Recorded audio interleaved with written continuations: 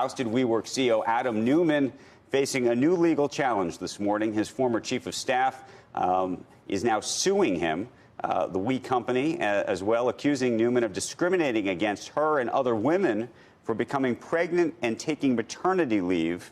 The company is also accused of sustaining a substantial gender pay gap.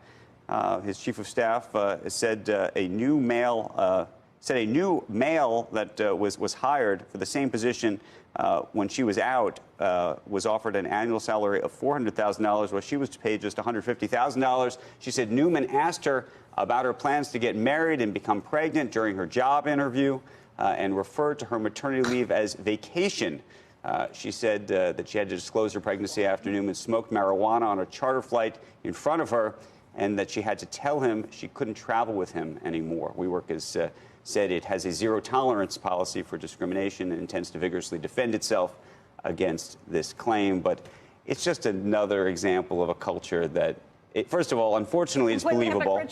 I know. There's very little in that. In this, I read the suit where you say to yourself, "This doesn't make sense." You think to yourself, "It actually makes a lot of sense based on everything that's come out already." So.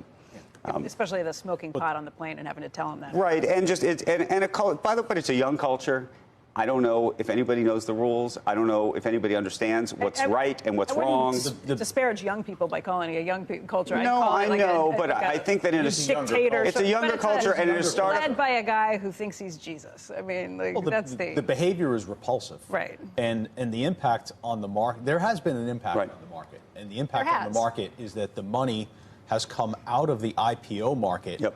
And it's actually a positive impact because the money is now flowing back into mega cap technology, large cap technology, finding where there are quality cash companies and where you might eventually have a profit. Right.